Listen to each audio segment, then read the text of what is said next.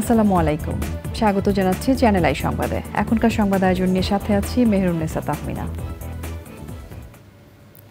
বিস্তারিত সংবাদের শুরুতে জানিয়ে দিচ্ছি সুপার ফ্রেশ ফর্টিফাইড সয়াবিন তেল সংবাদ শিরোনামগুলো।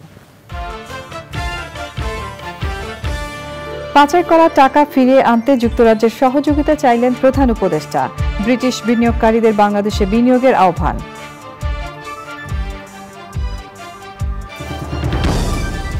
আওয়ামী লীগ নেতা আহমদ হোসেন ও নৌবাহিনীর সাবেক কর্মকর্তা সোহায়েল 4 দিনের রিমান্ডে, পল্টন থানায় হত্যা মামলা। টানা বর্ষণ ও পাহাড়ি ঢলে নোয়াখালী, ফেনী, মৌলভীবাজারের বিস্তীর্ণ এলাকা প্লাবিত। ফুলগাজী, পরশুরামে 11টি বাঁধ ভেঙে দুর্ভোগ। ইসলামী ব্যাংকের পরিচালনা পর্ষদ ভেঙে দিচ্ছে বাংলাদেশ ব্যাংক। এস আলমের শেয়ার থাকবে সরকারের জিম্মায়।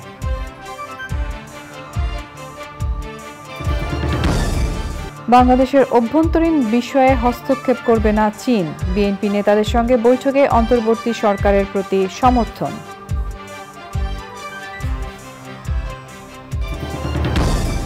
এবং বিসিবি থেকে নাজমুল হাসান পাপনের পদত্যাগ।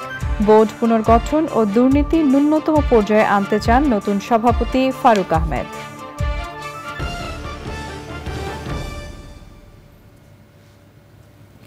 সংবাদ শিরোনামগুলো জানাচ্ছিলাম। এখনকার এই সংবাদ আয়োজন একই সঙ্গে চ্যানেল আই এর ইউটিউব চ্যানেলে এবং চ্যানেল আই এর ওটিটি প্ল্যাটফর্ম আই স্ক্রিনে লাইভ স্ট্রিম হচ্ছে। এবার যাচ্ছে বিস্তারিত প্রসঙ্গে। দেশ থেকে পাচার করা টাকা ফিরিয়ে আনার বিষয়ে যুক্তরাজ্যের সহযোগিতা চেয়েছেন অন্তর্বর্তী সরকারের প্রধান উপদেষ্টা ডক্টর মোহাম্মদ ইউনূস।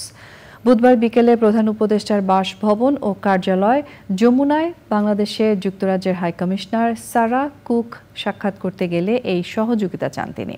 পাশাপাশি ব্রিটিশ বিনিয়োগকারীদের বাংলাদেশে বিনিয়োগের আহ্বান জানান প্রধান উপদেষ্টা। সাদি মাহমুদের রিপোর্ট। প্রধান উপদেষ্টার বাসভবন ও কার্যালয় হিসেবে ব্যবহৃত রাষ্ট্রীয় অতিথি ভবন যমুনায় ড মোহাম্মদ ইউনূসের সাথে সাক্ষাৎ করেন বাংলাদেশে নিযুক্ত যুক্তরাজ্যের হাইকমিশনার সারা কুক। সে সময় বাংলাদেশের অন্তর্বর্তী সরকারকে সহায়তা করতে যুক্তরাজ্য প্রস্তুত বলে জানান ব্রিটিশ হাইকমিশনার। দেশের পুনর্গঠনে পাচার হওয়া অর্থ ফিরিয়ে আনতে যুক্তরাজ্যের সহযোগিতা কামনা করেন ড ইউনূস। ব্রিটিশ হাইকমিশনারও সব ধরনের সহযোগিতার আশ্বাস দেন। বৈঠক শেষে আলোচনার বিস্তারিত তুলে ধরেন প্রধান উপদেষ্টার প্রেস সচিব। পাচারকৃত টাকার ক্ষেত্রে এটা কোনো সুনির্দিষ্ট নামের বিষয়, যেই টাকাটাই চলে যাক না কেন সেই টাকাটা ট্র্যাক করা এবং টাকাটাকে ফিরে আনা। এই টাকাটা আসলে তো আমাদের এই চুরি করা টাকা বাংলাদেশের থেকে বাংলাদেশের মানুষকে, বাংলাদেশের ইকোনমিকে তারা ব্রোকেন করে, প্লান্ডার করে এই টাকাটা ওরা বাইরে পাঠিয়েছে। তো এই টাকাটা আনার একটা বড় ডিটারমিনেশন এই গভর্নমেন্টের। ওনারা চান যে এই টাকাটা ফিরে আসুক, এসে যেন বাংলাদেশের জনগণের উপকারে এই টাকাটা লাগে। এর আগে ড ইউনূসের সাথে সাক্ষাৎ করেন বাংলাদেশে নিযুক্ত জাপানের রাষ্ট্রদূত ইওয়ামা কিমিনোরি। সে সময় অর্থনৈতিক সহযোগিতা, শান্তি ও স্থিতিশীলতা এবং দুদেশের মানুষের মধ্যে যোগাযোগ বাড়ানোর বিষয়টি তুলে ধরেন ড ইউনূস। প্রফেসর ইউনূসকে বলেছেন যে উনি যে চ্যালেঞ্জগুলো ফেস করেছেন সেই চ্যালেঞ্জগুলোর সাথে উনি তুলনা করেছেন জাপান সেকেন্ড ওয়ার্ল্ড ওয়ারের পরে। আপনারা জানেন সেকেন্ড ওয়ার্ল্ড ওয়ারের পরে জাপান খুবই একটা যুদ্ধবিধ্বস্ত দেশ ছিল, কিছুই ছিল না। সেই জাপানের যে রিকনস্ট্রাকশনের সাথে উনি বাংলাদেশের রিকনস্ট্রাকশনের তুলনা করেছেন এবং উনি মনে করেন প্রফেসর ইউনূসের নেতৃত্বে বাংলাদেশ আবার রিবিল্ড করবে। দেশের সাম্প্রতিক বন্যা পরিস্থিতি মোকাবেলায় অন্তর্বর্তী সরকারের সব ধরনের প্রস্তুতি আছে বলে উল্লেখ করেন প্রেস সচিব। সাদি মাহমুদ, চ্যানেল আই, ঢাকা। আওয়ামী লীগের সাংগঠনিক সম্পাদক আহমদ হোসেন ও নৌবাহিনীর সাবেক কর্মকর্তা এম সোহাইলকে 4 দিনের রিমান্ডে নিয়েছে পুলিশ। পল্টন থানার হত্যা মামলায় রিমান্ড চেয়ে তদন্ত কর্মকর্তা আবেদন করলে আদালত তা মঞ্জুর করেন। রিপোর্ট এনামুল কবির রূপমের। ছাত্র জনতার অভ্যুত্থানে ক্ষমতাচ্যুত সরকারের দল আওয়ামী লীগের সাংগঠনিক সম্পাদক আহমেদ হোসেন ছিলেন জাতীয় সংসদের সদস্য, আর নৌবাহিনীর সাবেক রিয়ার অ্যাডমিরাল এম সোহাইল ছিলেন চট্টগ্রাম বন্দর কর্তৃপক্ষের চেয়ারম্যান। তারও আগে ছিলেন পুলিশের এলিট ফোর্স র্যাবের মুখপাত্র। বুধবার দুপুরে পল্টন থানা এলাকায় নবীন তালুকদার হত্যা মামলায় গ্রেপ্তার দেখিয়ে তাদের আদালতে হাজির করে জিজ্ঞাসাবাদের জন্য রিমান্ডে চায় পুলিশ। এই মামলায় আরো কারা কারা জড়িত আছে তাদেরকে বের করার জন্য এই আসামিদেরকে রিমান্ডের প্রয়োজন। এজাহার এবং রিমান্ডের দরখাস্তের গুণাগুণের উপরে ভিত্তি করে বা পর্যালোচনা করে তিনি আসামিদের বিরুদ্ধে 4 দিনে রিমান্ড মঞ্জুর করেন। পরে কড়া নিরাপত্তা ব্যবস্থার মধ্যে তাদেরকে মিন্টু রোড ডিবি কার্যালয়ে নিয়ে যাওয়া হয়। Enamul Kabir Rupam, channel I, Dhaka. টানা বর্ষণ ও উজান থেকে নেমে আসা পাহাড়ি ঢলে নোয়াখালী, ফেনী ও মৌলভীবাজারের বিভিন্ন এলাকা প্লাবিত হয়েছে। বিশেষ করে ফেনীর ফুলগাজী ও পরশুরাম উপজেলার সিলোনিয়া, মুহুরী এবং কহুয়া নদীর 11টি ভাঙা বাঁধ দিয়ে পানি প্রবেশ করেছে। প্রতিনিধিদের পাঠানো তথ্য ভিডিও চিত্রে সাদিয়া ওমরের রিপোর্ট। কয়েকদিনের ভারী বর্ষণে তলিয়ে গেছে পুরো নোয়াখালী। টানা 1 সপ্তাহের ভারী বর্ষণে জলাবদ্ধতা দেখা দিয়েছে জেলার 9টি উপজেলায়। বসতঘর, গ্রামীণ সড়ক ও শিক্ষা প্রতিষ্ঠান বন্যার পানিতে তলিয়ে গেছে। পানিবন্দী হয়ে পড়েছেন কয়েক লাখ মানুষ। বুধবার থেকে জেলার সব প্রাথমিক, মাধ্যমিক ও উচ্চ মাধ্যমিক শিক্ষা প্রতিষ্ঠান বন্ধ ঘোষণা করা হয়েছে। অনেক পানি, হাঁটতে পারতেছি না, সব ভিজে যাচ্ছে। আপনার বাড়িঘরে জল উঠে গেছে, মানে সব কিছুতে মানে আমরা হ্যারাস হইতেছি।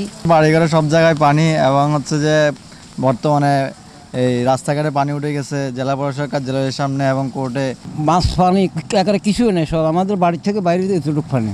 জেলা প্রশাসন বলছে ইতোমধ্যে বিভিন্ন অবৈধ বাঁধ কেটে পানি প্রবাহ স্বাভাবিক করার কাজ শুরু হয়েছে। আমাদের স্কুল আমরা বন্ধ ঘোষণা করেছি এবং লোকজনকে আমরা ইতিপূর্বে আমাদের উপজেলা নির্বাহী অফিসের মাধ্যমে যেখানে তাদের শুকনো খাবারে দেওয়া দরকার সেই শুকনো খাবার আমরা দেওয়ার চেষ্টা করছি, এবং আশ্রয় কোনো কোনো উপজেলায় কিছু লোকজন স্কুল ঘরে এসেছে, সেখানে আমরা তাদেরকে তাদের যে খাবারটি সেটা দেওয়ার চেষ্টা করছি। ফেনী, মুহুরী, কহুয়া ও সিলোনিয়া নদীর বন্যা নিয়ন্ত্রণ বাঁধের 17টি অংশে পানি প্রবেশ করে 100 গ্রাম প্লাবিত হয়েছে। রাস্তাঘাট, ঘরবাড়ি, ফসলি জমি ও মাছের ঘের পানিতে তলিয়ে গেছে। 2 উপজেলার প্রায় 25,000 পরিবার এখনো পানিবন্দী। মৌলভীবাজার জেলার মনু ও ধলাই নদের পানি বিপদসীমার উপর দিয়ে প্রবাহিত হচ্ছে। কমলগঞ্জ উপজেলার ধলাই নদের কয়েকটি স্থানে ভাঙন ও কুলাউড়ায় মনু নদের প্রতিরক্ষা বাঁধ উপচে পানি প্রবেশ করে নিম্নাঞ্চল প্লাবিত হয়েছে। কুমিল্লার গোমতী নদীর পানি বেড়ে বিপদসীমার উপর দিয়ে প্রবাহিত হওয়ায় আতঙ্কে ঘরবাড়ি ছেড়ে শতাধিক পরিবার বাঁধের উপরে আশ্রয় নিয়েছেন। জেলা প্রশাসন বলছে কোথাও বাঁধ ক্ষতিগ্রস্ত হচ্ছে কিনা তা পর্যবেক্ষণে রাখা হয়েছে। কয়েকটি ঝুঁকিপূর্ণ স্থানে সাময়িক মেরামতও করা হয়েছে। ভারতীয় পাহাড়ি ঢলের তোড়ে ব্রাহ্মণবাড়িয়ার আখাউড়ার স্থলবন্দর তলিয়ে গেছে। পানি উঠেছে আশপাশের অন্তত 10টি গ্রামে। পানির তোড়ে গাজীর বাজার এলাকার অস্থায়ী সেতু ভেঙে আখাউড়া আগরতলা সড়কে যান চলাচল বন্ধ রয়েছে। Sadia Omar, channel I. শিক্ষা প্রতিষ্ঠানে এখনো শান্তিপূর্ণ পরিবেশ আসেনি। এইচএসসি ও সমমানের অবশিষ্ট পরীক্ষাগুলো বাতিলের সিদ্ধান্তে কোনো পরিবর্তন আসবে না বলে জানিয়েছেন শিক্ষা উপদেষ্টা অধ্যাপক ওয়াহিদুদ্দিন মাহমুদ। সচিবালয় অরক্ষিত বলেও মন্তব্য করেন তিনি। উপদেষ্টা জানিয়েছেন নতুন বছরের পাঠ্যপুস্তকে ব্যাপক পরিবর্তন আনা হচ্ছে। বিস্তারিত রফিকুল বাশারের রিপোর্টে। অন্তর্বর্তী সরকার গঠনের প্রায় 2 সপ্তাহ পরও পুরোপুরি স্বাভাবিক হয়নি দেশের সার্বিক পরিস্থিতি। অচল অবস্থা শিক্ষা প্রতিষ্ঠানেও। এই পরিস্থিতি নিয়ে চিন্তিত শিক্ষা উপদেষ্টা। শিক্ষার্থীরা আন্দোলন করে যে পরীক্ষা বাতিল করলো তা দুঃখজনক বলে মন্তব্য করেন তিনি। যে পরিস্থিতি দেখা দিয়েছে এখনো তো সারা দেশে আমরা শান্তি শৃঙ্খলার পরিবেশ ফিরিয়ে আনতে পারিনি। সেটা বিশেষ করে গতকাল যেভাবে প্রশাসনের সর্বোচ্চ স্থানে যেভাবে আন্দোলন হয়েছে সেক্রেটারিয়েটের ভিতরে, সেটা তো খুবই দুঃখজনক এবং আগে কখনো সেটা হয়নি। আমার নিজের মনে হয়েছে যে এই পরিবেশটা আরও কিছুদিন আমাদের সামলাতে হবে। এর মধ্যে এত বিভিন্ন জায়গায় যে পরীক্ষা কেন্দ্রগুলো, সেগুলোর যে অবস্থা, কিছু ক্ষতিগ্রস্ত হয়েছে, অনেক জায়গায় অনেক কাগজপত্র নষ্ট হয়েছে, এবং সেইখানে নিরাপদ পরিস্থিতিতে শিক্ষার্থীরা নিরাপত্তা বোধ করবে কিনা, এবং সেখানেও যদি দুই পক্ষ থাকে তাহলে বিশৃঙ্খলা সৃষ্টি হবে কিনা, এবং সবচেয়ে বড় কথা যে প্রশ্নপত্রগুলোর যে গোপনীয়তা, এটা এখনকার যে পরিবেশ, এখানে কে যে ভিতর থেকে কি করে বসে, এবং কোনো একটা চক্রান্ত যে কোনো পরীক্ষাকে প্রশ্নবিদ্ধ করার যথেষ্ট সুযোগ এখানে অনেকের আছে। উপদেষ্টা জানান, নতুন বছরের পাঠ্যপুস্তকের মলাট সহ ভেতরের বিষয়বস্তু পরিবর্তন করা হবে। অন্তত পরীক্ষা দিয়ে মূল্যায়নটার ব্যবস্থা করতে হবে। ক্লাস 9-এ যারা আছে তাদের তো অনেক দূর হয়ে গেছে, কিন্তু এই মূল্যায়ন পদ্ধতি না দিয়ে অন্তত কিছু দূর পড়িয়ে মূল্যায়নটা পরীক্ষার ভিত্তিতেই যাতে হয়। কমিটি তৈরি করে দিচ্ছি। আমি তো সব বিষয়ের বিশেষজ্ঞ না, টেক্সটে এক্স্যাক্টলি কী হবে ন্যূনতম করতে হবে, কারণ সময় নাই। আগামী বছর নবম শ্রেণী থেকে আবার বিষয়ভিত্তিক, অর্থাৎ মানবিক, বিজ্ঞান, বাণিজ্য আলাদা থাকবে। দ্রুত সময়ের মধ্যে দেওয়া হবে বিশ্ববিদ্যালয়গুলোর উপাচার্য নিয়োগ। Rafiqul Bashar, channel I, Dhaka. ভারতের সাথে বন্ধু প্রতিম সম্পর্ক রেখে তিস্তা সহ অভিন্ন নদী নিয়ে আলোচনা করবে অন্তর্বর্তী সরকার। প্রয়োজনে আন্তর্জাতিক অঙ্গনে যাওয়ার কথা জানিয়েছেন পরিবেশ উপদেষ্টা। পলিথিন বন্ধে সেপ্টেম্বর থেকে অভিযান শুরু হবে বলেও জানান তিনি। বিস্তারিত জানাচ্ছেন রফিকুল বাশার। সচিবালয়ে পরিবেশ ও বন এবং পানি উপদেষ্টার সাথে বৈঠক করেন বিশ্বব্যাংকের প্রতিনিধিরা। পরে সরকারের নেওয়া বিভিন্ন সিদ্ধান্তের কথা সাংবাদিকদের জানান উপদেষ্টা। জানান, তিস্তা সহ ভারতের সাথে অভিন্ন নদীতে নিজেদের অধিকারের বিষয়ে দেশটির সাথে কথা বলবে অন্তর্বর্তী সরকার। অভিন্ন নদীগুলো নিয়ে ভারতের সাথে আমরা কথা বলবো। ভারত আমাদের সবচেয়ে বড় প্রতিবেশী। বাংলাদেশের স্বাধীনতার সাথে তার একটা সম্পর্ক আছে। ভারতের সাথে আমরা অতি অবশ্যই আমাদের যে বন্ধুত্বপূর্ণ সম্পর্ক সেটা টিকিয়ে রাখবো। আমাদের যে দাবি দাওয়াগুলো সেগুলো আমরা জোরালো ভাবে পেশ করব। পরিবেশ ও বন এবং পানি উপদেষ্টা আরও জানান, শীত মৌসুম শুরুর আগেই বায়ু দূষণ কমানোর উদ্যোগ নেওয়া হচ্ছে। বাংলাদেশের নদীর জীবন যাতে ঠিক থাকে, বাংলাদেশের নদীর নির্ভর জনগোষ্ঠী যাতে তাদের ন্যায্য অধিকারটুকুন দাবিগুলো উত্থাপন করতে পারে, সেই ব্যবস্থা আমরা নিশ্চয়ই নেব। এবং আন্তর্জাতিক যে নর্মসগুলো আছে, আইনগুলো আছে, এগুলো আমরা তুলে ধরবো। বাংলাদেশের মানুষকে আশা হারালে চলবে না। দেয়া না দেয়া আমার ক্ষমতার মধ্যে নেই, কিন্তু আমাকে তো সবসময় আমার কথাটা বলতে থাকতে হবে। সেই কথাটা অত্যন্ত স্পষ্টভাবে জানিয়ে দেয়া হবে। সবচেয়ে দূষিত নদী এবং দূষণকারী প্রতিষ্ঠানের তালিকা দিতে বলা হয়েছে পরিবেশ অধিদপ্তরকে। রাস্তায় গাড়ির যত্রতত্র হর্ন বন্ধ করতে ঢাকার 10টি স্থানে অভিযান শুরু করা হবে। শিক্ষার্থীদের সাথে নিয়ে এই কার্যক্রম শুরু করার কথা জানান পরিবেশ ও বন উপদেষ্টা। Rafiqul Bashar, channel I, Dhaka. S Alam মুক্ত হচ্ছে ইসলামী ব্যাংক। তার মালিকানায় থাকা ইসলামী ব্যাংকের শেয়ার বিক্রি করে ঋণ সমন্বয় করবে সরকার। একই সাথে পরিচালনা পর্ষদ ভেঙে স্বতন্ত্র পরিচালক দিয়ে ছোট বোর্ড গঠন করে দেবে বাংলাদেশ ব্যাংক। সাবেক গভর্নরের দায়ের বিষয়ে প্রশ্নের জবাবে আহসান এইচ মনসুর বলেন, প্রয়োজনে পদত্যাগ করবেন, তারপরও তাকে দিয়ে কোনো অন্যায্য কাজ করানো যাবে না। রিজভিন আজের রিপোর্ট। 2017 সালে সরকারের বিভিন্ন বাহিনীর সহযোগিতায় অস্ত্রের মুখে ইসলামী ব্যাংক দখলে নেয় এস আলম। বেসরকারি খাতের সবচেয়ে বড় ব্যাংকটির প্রায় 82% শেয়ারের মালিক বনে যান তিনি। এরপর বিভিন্ন কায়দায় ব্যাংক থেকে হাজার হাজার কোটি টাকা বের করে নিয়েছেন এস আলম। এস আলম গ্রুপের শেয়ার হোল্ডিংটাকে আমরা সরকারিভাবে টেক ওভার করবো আইনগতভাবে এগেনস্ট তার লায়াবিলিটিস। তারা যদি পুরো টাকা শোধ করে দেয় মালিকানা ফেরত পেতেও পারে, কিন্তু আমার তো মনে হয় না যে তাদের সেই উদ্দেশ্য আছে, সেই উদ্দেশ্যের ন্যায়ও নেই। And they don't care about Islamic bank. তাদের যে সাইফন করার ইচ্ছা ছিল সেটা তারা করে ফেলেছে, যা নেওয়ার নেওয়ার সেটা লুট করে ফেলেছে তারা। কাজেই এখন এই যে ভগ্নাদশা আছে সেটাকেই উদ্ধার করতে হবে। এখান থেকে আমরা অবশ্যই 100 টাকা পাবো না, এটা নিয়ে কোনো সন্দেহ নেই। যেটুকু পাওয়া যায় সেটুকুই চেষ্টা করতে হবে। ব্যাংক খাতে নৈরাজ্য এবং বিশৃঙ্খলার বিরুদ্ধে কঠোর অবস্থান নতুন গভর্নরের। আগামীতে কোনো বিশৃঙ্খল পরিবেশ সৃষ্টি হোক এটা আমরা কেউ চাই না। যার যদি কোনো গ্রিভেন্স থাকে আমার দরজা খোলা আছে, ওনারা এসে বলতে পারেন, আমি চেষ্টা করব যদি এটা জেনুইন হয় সেটাকে অ্যাড্রেস করার জন্য। কিন্তু অযৌক্তিক কোনো দাবি মানা আমার পক্ষেও সম্ভব না। দরকার হলে আমাকে পদত্যাগ করতে হবে, কিন্তু আমি অযৌক্তিক দাবির কাছে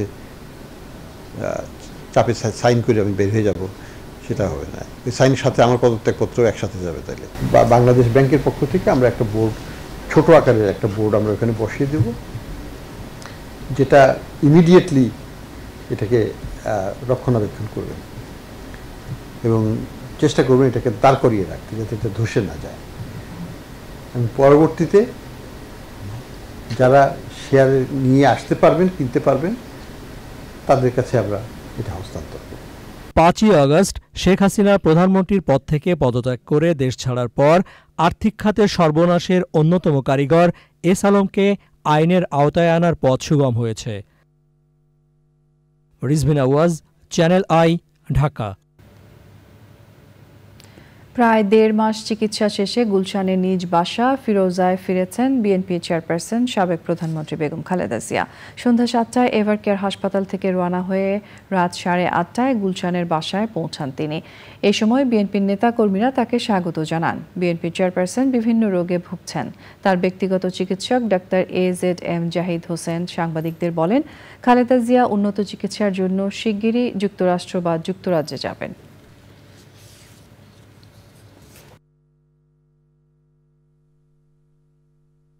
আমরা আগেও বলেছি যে ইউনাইটেড কিংডম অর্থাৎ যুক্তরাষ্ট্র বা জার্মানির কথা আমরা বলেছি। সেখানে যেতে হলে বেশ লম্বা সময় ফ্লাই করতে হবে, সেই জন্য একটি শারীরিক সুস্থতার প্রয়োজন আছে। সেই জন্যই ওনার শারীরিক সুস্থতাকে এমন পর্যায়ে আনার চেষ্টা করা হচ্ছে যাতে উনি একটা লম্বা সময় অর্থাৎ 8 থেকে 15 ঘন্টা, কোনো কোনো ক্ষেত্রে 21 ঘন্টাও হয়, সেইটা যাতে উনি ফ্লাই করতে পারে, সেই সুস্থতা ওনার হয়। আল্লাহ রাব্বুল আলামিন যাতে সেই সুস্থতা দেন, সেজন্যই মেডিকেল বোর্ডের তত্ত্বাবধানে এখন বাসায় রেখে আজকে আমরা নিয়ে আসছি। বাসায় রেখে চিকিৎসা চলবে। বিএনপি নেতাদের সঙ্গে বৈঠক করেছেন চীনের রাষ্ট্রদূত ইয়াও ওয়েন। বৈঠক শেষে বিএনপির মহাসচিব মির্জা ফখরুল ইসলাম আলমগীর জানিয়েছেন, সৌহার্দ্যপূর্ণ আলোচনা হয়েছে। চীনের রাষ্ট্রদূত বলেছেন, বাংলাদেশের অভ্যন্তরীণ বিষয়ে হস্তক্ষেপ করবে না চীন। অন্তর্বর্তী সরকারের প্রতি তাদের সমর্থন আছে বলেও জানান চীনা রাষ্ট্রদূত। এক সংবাদ সম্মেলনে ছাত্র রাজনীতি নয়, ছাত্রলীগকে নিষিদ্ধ করার দাবি জানিয়েছে ছাত্রদল। রাহুল রায়ের রিপোর্ট। সোমবার ইউরোপীয় ইউনিয়নের রাষ্ট্রদূতের সঙ্গে বৈঠক করেছেন বিএনপি নেতারা। এর দুদিন পর দলের চেয়ারপারসন বেগম খালেদা জিয়ার গুলশান কার্যালয়ে চীনের রাষ্ট্রদূত ইয়াও ওয়েন বৈঠক করেছেন দলটির শীর্ষ নেতাদের সঙ্গে। ঘণ্টাখানেকের বৈঠকে বিএনপির মহাসচিব মির্জা ফখরুল ইসলাম আলমগীর ছাড়াও ছিলেন স্থায়ী কমিটির 2 সদস্য ডক্টর খন্দকার মোশাররফ হোসেন ও ডক্টর আব্দুল মুহিন খান। চীনের রাষ্ট্রদূতের এই বাংলাদেশ কার্যালয়ে আসাটাকে আমরা অ্যাপ্রিসিয়েট করছি এবং একই সঙ্গে চীনের রাষ্ট্রদূতকে আন্তরিক ধন্যবাদ এবং কৃতজ্ঞতা জানাচ্ছি যে তিনি তার দূতাবাসের দায়িত্বপূর্ণ কর্মকর্তাদের নিয়ে আমাদের অফিসে এসেছিলেন এবং তারা আমাদের চেয়ারম্যান দেশনেত্রী বেগম খালেদা জিয়াকে তারা গ্রিটিংস দিয়েছেন, অভিনন্দন জানিয়েছেন। আমাদের ভারপ্রাপ্ত চেয়ারম্যান তারেক রহমানকেও তারা একই সঙ্গে গ্রিটিংস দিয়েছেন এবং তারা মনে করেন যে বাংলাদেশের জাতীয়তাবাদী দলের সঙ্গে চীনের কমিউনিস্ট পার্টির সম্পর্ক দৃঢ় থেকে দৃঢ়তর হবে এবং আমাদের বাংলাদেশে তাদের যে বিনিয়োগ জনগণের উন্নয়নের জন্য, দেশের উন্নয়নের জন্য, সেটা আরো বৃদ্ধি পাবে। চীনা রাষ্ট্রদূত জানান, বিএনপির সঙ্গে তাদের সম্পর্ক ভবিষ্যতে আরো গভীর হবে। বাংলাদেশের উন্নয়নে তাদের সহযোগিতা অব্যাহত থাকবে বলেও জানিয়েছেন। Our policy that China will persist our cooperation of non-interference into internal affairs of any country. We hope on the leadership of this interim government, Bangladesh will have a stability and bring Bangladesh into normal track of development, and will bring all the people of Bangladesh to move forward. And China also committed, we will support independence, sovereignty and territorial integrity of Bangladesh. রাজধানীর নয়াপল্টনে দলীয় কার্যালয়ে সংবাদ সম্মেলনে ছাত্র রাজনীতি নয়, ছাত্রলীগকে নিষিদ্ধ করার দাবি জানিয়েছে ছাত্রদল। বৈষম্য বিরোধী আন্দোলনে নিহত হওয়া সংগঠনের ৪৯ জনের তালিকাও প্রকাশ করে ছাত্রদল। সকল হত্যাকাণ্ডের বিচার দাবিতে রাজধানীর এলিফ্যান্ট রোডে মিছিল ও বিক্ষোভ সমাবেশ হয়েছে। নয়াপল্টনে কেন্দ্রীয় কার্যালয়ে যৌথ সভা শেষে ১ সেপ্টেম্বর বিএনপির ৪৬তম প্রতিষ্ঠাবার্ষিকী উপলক্ষে ৫ দিনের কর্মসূচি ঘোষণা করেছে বিএনপি। Rahul Roy, channel I, Dhaka. নিরাপদ খাদ্য যোগানে কৃষি নিয়ে সব মানুষের মাঝেই ভাবনার একটা পরিবর্তন আসতে শুরু করেছে। কম বেশি সবাই নিজের খাদ্য নিজে উৎপাদনে আগ্রহী হচ্ছেন। বিষমুক্ত ও নিরাপদ খাদ্য প্রাপ্তির প্রত্যাশায় নাগরিকরা গড়ছেন ছাদ কৃষি। বিস্তারিত রিপোর্টে জানাচ্ছেন শাইখ সিরাজ। হাফসা আলম ও শাহ আলম স্বপন দম্পতি দীর্ঘ প্রবাস জীবন কাটিয়ে এখন দেশে বসবাস করছেন। সবুজ উদ্ভিদের কাছাকাছি থাকতে ঢাকার মহাখালীতে 7তলা ভবনের ছাদে গড়েছেন ছাদ কৃষি। যেটা সুইজারল্যান্ডে ছিলাম, চলে আসার পরে সবুজ মিস করতেছিলাম, প্রচন্ড সবুজ। আপনি ছিলেন সুইজারল্যান্ড? জি, আপনারা ছিলেন। তারপর যখন এই বাড়িটা করলাম, তো আমাদের এই এলাকায় তখন সব জায়গায় শুধু বিলবোর্ড দিত, বড় বড়। তো একজন আমাদেরকে অফারও দিল যে অনেক বড় বিলবোর্ড দিবে, ভাড়া নিতে চাচ্ছে ছাদ। হ্যাঁ, 24 লাখ টাকা দিতে চাইলো। আমি আমার হাজবেন্ডকে বললাম যে তুমি 24 লাখ টাকা পাবা, কিন্তু তুমি যদি আমাকে এমন একটা ছাদ বাগান বানিয়ে দাও, আমি অনেক হাসবো। তো আমার হাসির ভ্যালু বেশি না ওই টাকার ভ্যালু বেশি? তো ও বললো তুমি হাসলেই তো সব ঠিক। এখান থেকে মিটছে পরিবারের সবজি চাহিদার কিছু অংশ। ফলের মধ্যে কি কি করেন? আম করেন, পেয়ারা করেন। এটা কি দেশি বড়ই? হ্যাঁ, দেশি বড়ই। আখটা তো এটা কি ফিলিপিনো আখ? না, এটা বাংলাদেশি আখ। এটা হলো আমি ফরিদপুর থেকে কালেক্ট করে নিয়ে আসি। তো আমার গাছে 15-20টা ঢেঁড়স হয়, আমার হয়ে যাচ্ছে। 10টা করলা হয়, আমি ভাজি খাচ্ছি। কতগুলো লেবু হয়, আমি লেবু খাচ্ছি। আমার সবজি কিনতে হয় খুবই কম।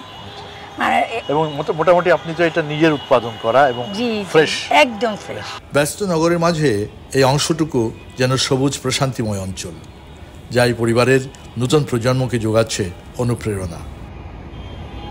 পরিবারটির পরের প্রজন্ম অনুধাবন করে শহরকে সবুজে ছেয়ে দিতে হবে, হোক সে ছাদ কৃষি কিংবা আঙিনা কৃষি কিংবা সবুজের আস্তরণ বাড়ানো। ইট পাথরের এই শহর ভবিষ্যতের জন্য যে অন্ধকার বয়ে আনছে, সেটা তারা পরিষ্কার বুঝতে পারছে। এরকম ছাদ কৃষি দিয়ে পুরো দেশটা ভরে যাক, এটাই তাদের প্রত্যাশা। ঢাকার মহাখালীর শাহ আলম এবং হাফসা আলমের ছাদ কৃষি থেকে শাইখ সিরাজ, চ্যানেল আই। এই নিয়ে বিস্তারিত প্রতিবেদন দেখবেন বৃহস্পতিবার বিকেল 3:05 হৃদয়ে মাটি ও মানুষের ডাক অনুষ্ঠানে। আমাদের এবারের প্রসঙ্গ আই স্পোর্টস।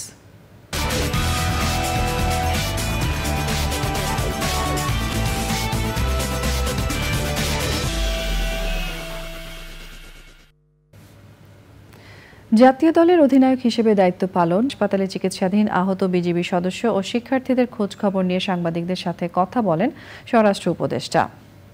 তিনি জানান, বৈষম্য বিরোধী ছাত্র আন্দোলনে সহিংসতায় বিজিবি হাসপাতালে ভর্তি আছেন 41 জন।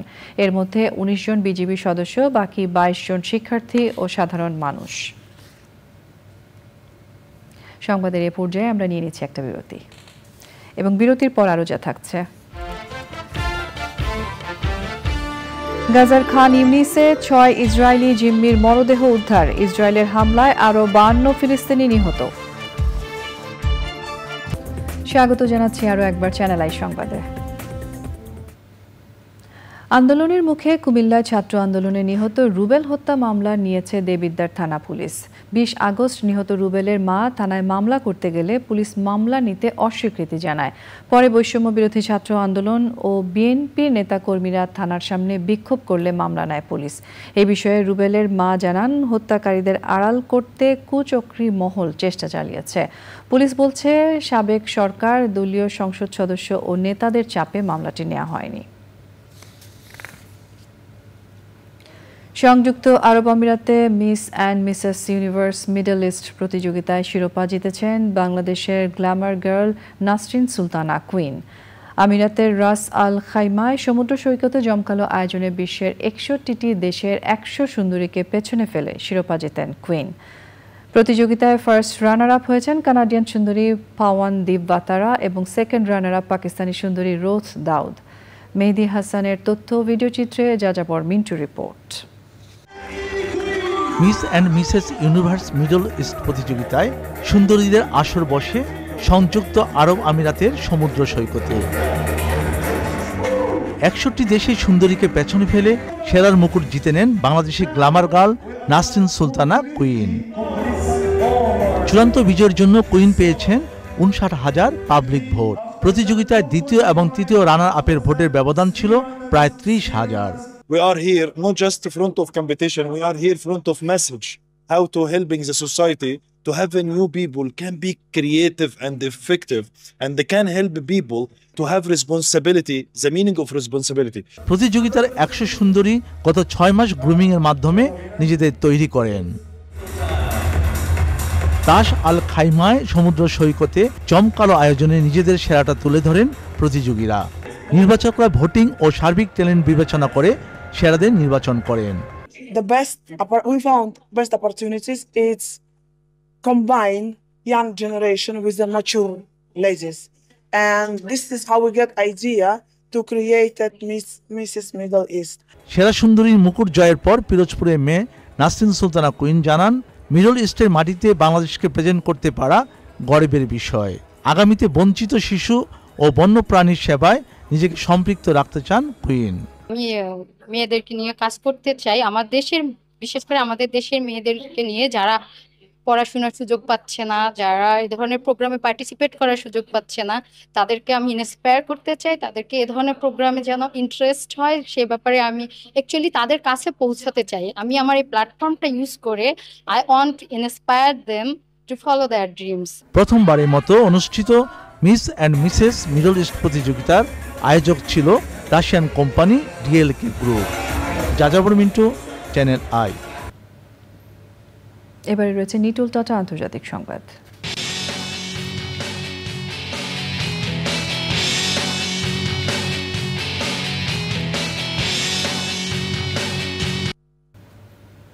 গাজার খান ইউনিস থেকে ৬ ইসরায়েলি জিম্মির মরদেহ উদ্ধার করা হয়েছে। ইসরায়েলের সেনাবাহিনী জানিয়েছে, গোয়েন্দা সংস্থা শিন বেতের সাথে যৌথ অভিযান চালিয়ে জিম্মিদের মরদেহ উদ্ধার করা হয়। খান ইউনিসে ইসরায়েলি সামরিক হামলার সময় একটি টানেলে গ্যাস লিক হয়ে তাদের মৃত্যু হয়েছে বলে ধারণা করা হচ্ছে। জিম্মি ও নিখোঁজ ব্যক্তিদের পরিবারের সদস্যদের নিয়ে একটি ফোরাম গঠন করে বাকি জিম্মিদের চুক্তির মাধ্যমে ফিরিয়ে আনারও চেষ্টা চলছে। গাজায় ইসরায়েলি হামলা অব্যাহত রয়েছে। সবশেষ ২৪ ঘন্টায় ইসরায়েলের হামলায় আরও ৫২ ফিলিস্তিনি নিহত হয়েছেন।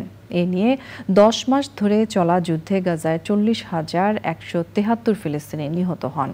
মার্কিন পররাষ্ট্রমন্ত্রী অ্যান্টনি ব্লিংকেন যুদ্ধবিরতি চুক্তির আহ্বান জানিয়েছেন, তবে ইসরায়েল ও হামাসের মধ্যকার এই চুক্তির বিষয়টি নিশ্চিত না করে তিনি মধ্যপ্রাচ্য সফর শেষ করেছেন।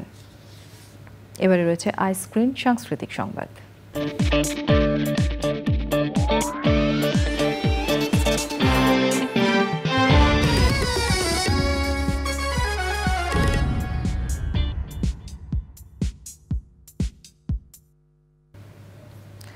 দেশের চলচ্চিত্রের কালজয়ী অভিনেতা নায়ক রাজ রাজ্জাককে হারানোর ৭ বছর আজ। ২০১৭ সালের এই দিনে ৭৫ বছর বয়সে হৃদরোগে আক্রান্ত হয়ে মারা যান তিনি। ১৯৬৬ সালের ১৩ নম্বর ফেকু ওস্তাগার লেন চলচ্চিত্রে একটি ছোট চরিত্রে অভিনয়ের মধ্য দিয়ে তার অভিষেক।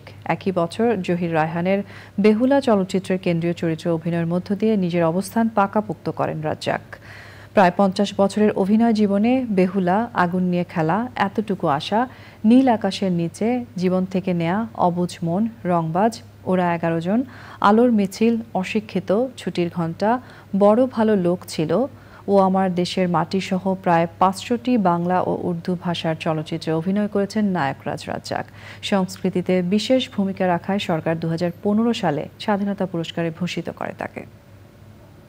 এবারে রয়েছে কৃষি সংবাদ।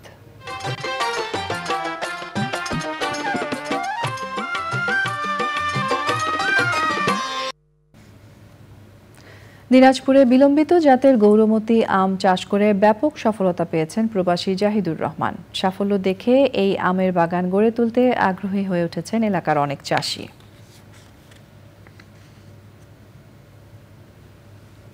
প্রকৃতি সংবাদ।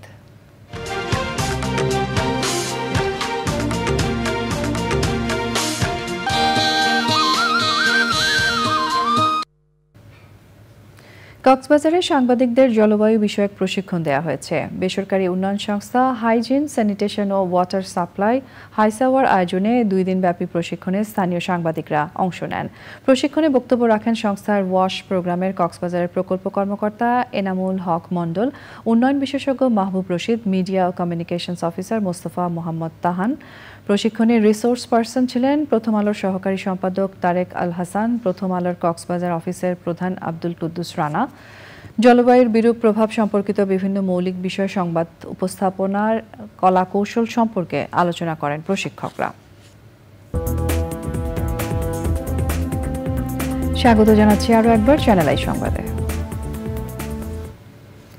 দেশের সাম্প্রদায়িক সম্প্রীতি নষ্ট করতে আন্তর্জাতিক ষড়যন্ত্র চলছে বলে মন্তব্য করেছেন ধর্ম উপদেষ্টা doctor AFM Khalid Hossain. Chattogram medical college হাসপাতালে বৈষম্য বিরোধী ছাত্র আন্দোলনে আহতদের দেখতে গিয়ে এই কথা বলেন তিনি। ধর্ম উপদেষ্টা আরও বলেন, বিশেষজ্ঞ চিকিৎসকরা পরামর্শ দিলে ছাত্র আন্দোলনে আহতদের দেশের বাইরেও নিতে প্রস্তুত সরকার। সে সময় ধর্ম উপদেষ্টার সাথে ছিলেন বৈষম্য বিরোধী ছাত্র আন্দোলনের অন্যতম সমন্বয়ক সার্জিস আলম ও হাসনাত আব্দুল্লাহ। বৈষম্য বিরোধী আন্দোলনে যারা আহত, যারা আইসিইউতে আছে, তাদের দেখার জন্য আমরা এসেছি এবং এই হসপিটালে প্রায় 30 জন অসুস্থ ব্যক্তি আছেন। যারা আহত তাদের একেবারে সম্পূর্ণ সুস্থ না হওয়া পর্যন্ত তাদের চিকিৎসার ব্যয়ভার বাংলাদেশ সরকার বহন করবে। একটা বিশেষ মহল দেশকে অস্থিতিশীল করার জন্য এই ইস্যুটাকে চাঙ্গা করছে। তো আমরা এটা প্রপাগান্ডা চালাচ্ছে। তো আমরা অত্যন্ত সচেতন। এখানে বাংলাদেশের হিন্দু, বৌদ্ধ, খ্রিস্টান, মুসলমানরা আমরা একই আইনের অধীনে পরিচালিত হই। আমার যেমন অধিকার আছে, একজন হিন্দু বা একজন বৌদ্ধর সেই অধিকার আছে। আমার দেশ পত্রিকার সম্পাদক মাহমুদুর রহমানকে নির্যাতন এবং পত্রিকার প্রকাশনা বন্ধের প্রতিবাদে চট্টগ্রামে মানববন্ধন ও সমাবেশ করেছে আমার দেশ পত্রিকা পরিবার। চট্টগ্রাম প্রেস ক্লাব চত্বরে এই মানববন্ধন হয়। দৈনিক আমার দেশ পত্রিকার চট্টগ্রামের ব্যুরো প্রধান জাহেদুল করিম কোচির সভাপতিত্বে সমাবেশে বক্তৃতা করেন বিএনপির সাবেক সাংগঠনিক সম্পাদক ডাক্তার শাহাদাত হোসেন। চট্টগ্রাম দক্ষিণ জেলা বিএনপির সভাপতি আবু সুফিয়ান সহ সাংবাদিক ও বিভিন্ন সংগঠনের নেতারা। এই সময় বক্তারা বলেন, মামলা, হামলা ও নির্যাতন করে পত্রিকার প্রকাশনা বন্ধ করে গণমাধ্যমের স্বাধীনতা রুদ্ধ করা হয়েছে। এইসব অপকর্মের সাথে যারা জড়িত তাদের আইনের আওতায় আনার দাবি জানানো হয় সমাবেশে। নিরাপদ খুলনার প্রত্যয়ে 5 আগস্ট পরবর্তী আইনশৃঙ্খলা পরিস্থিতি সামাল দিতে মুঠোফোনে খুলনা কন্ট্রোল নামে একটি প্ল্যাটফর্ম চালু করেছে অ্যামেচার রেডিও ক্লাব খুলনা। যুক্ত হয়েছেন কয়েকশো তরুণ স্বেচ্ছাসেবী। আইনশৃঙ্খলা রক্ষাকারী বাহিনীর সদস্যদের সঙ্গে সমন্বয় করে ট্রাফিক ব্যবস্থাপনা, উদ্ধার কার্যক্রম, জরুরি রক্ত সংগ্রহ সহ বিভিন্ন কাজ নিরলসভাবে করে যাচ্ছেন তারা। বিস্তারিত দানিয়েল সুজিত বসের রিপোর্টে। জেলো নামের অ্যাপে লগ ইন করে খুলনা কন্ট্রোলে ঢুকতেই মুঠোফোনটা ওয়াকিটকি হয়ে যায়, আর ঘরে বসেই জানা যায় খুলনা মহানগরীর হালচাল।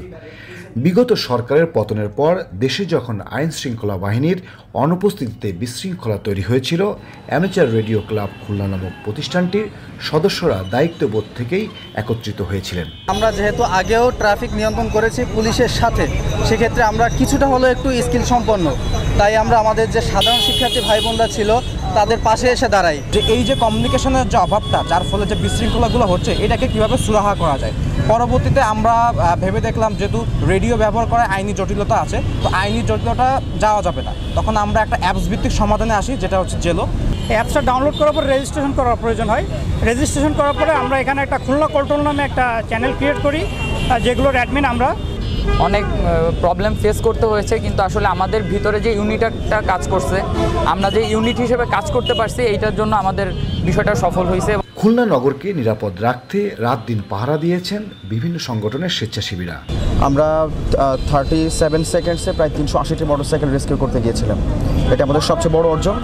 এবং ব্লাড ডোনেশন থেকে শুরু করে ফুড সার্ভিং, মার্ডার কেস, মাদক সহ মানে বিভিন্ন ধরনের রেস্কিউ আমরা করেছি। আসলে সবাই তো স্বেচ্ছাসেবী, এখানে তো কেউ টাকা দিয়ে নেই, আর এখানে নিজের থেকে কাজ করতেছে। তো ওই ইনকারেজ থেকে মনে হয়েছে যে আমার নিজের কিছু করা উচিত, আর আমি বাসায় না বসে আমি এদের সাথে সারা রাত ধরে সকালবেলা পর্যন্ত আমি এদেরকে পানি এবং ফুড বিতরণ করেছি। খুলনা শহরে 5000-এরও বেশি শিক্ষার্থীদের নিয়ে বিভিন্ন ধরনের সামাজিক কার্যক্রম পরিচালনা করা হয়েছে বলে জানানো হয় প্রতিষ্ঠানটির পক্ষ থেকে। খুলনাবাসী যেটা সর্বপ্রথম পেয়েছে যে বিভিন্ন এলাকায় চুরি ডাকাতি সহ বিভিন্ন ধরনের অপরাধমূলক যে কর্মকাণ্ডগুলো সংগঠিত হতে গিয়েছে, সেইগুলাকে তারা প্রতিহত করা সম্ভব হয়েছে।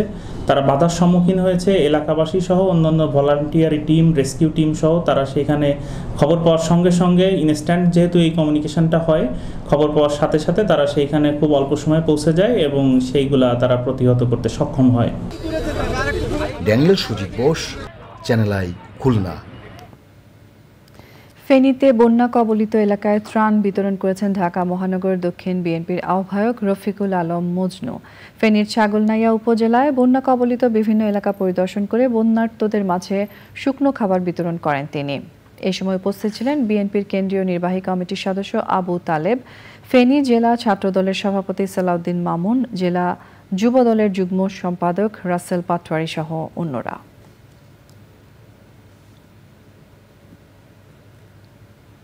সংবাদের এ পর্যায়ে আমরা নিয়ে নিচ্ছি আরও একটা বিরতি, এবং বিরতির পর খেলার খবরে যা থাকছে।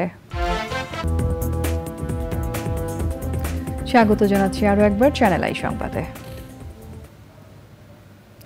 সিডনির অন্যতম বৃহত্তম নারী সংগঠন বাংলাদেশ লেডিস ক্লাব অস্ট্রেলিয়ার আয়োজনে তৃতীয়বারের মতো মিনা বাজার অনুষ্ঠিত হয়েছে। সিডনির গ্রেগ পার্সিভাল কমিউনিটি সেন্টারে সকাল 11টা থেকে রাত 11টা পর্যন্ত চলে জাঁকজমকপূর্ণ এই মিনা বাজার। খণ্ডকালীন ও স্বল্প পুঁজির নারী উদ্যোক্তাদের সহায়তা করার লক্ষ্যেই ছিল মিনা বাজারের এই আয়োজন। নারী উদ্যোক্তাদের বিভিন্ন বুটিক্স, শাড়ি, রকমারি পোশাক, গহনা, মেহেদি সহ বিভিন্ন স্টল ছিল মিনা বাজারে।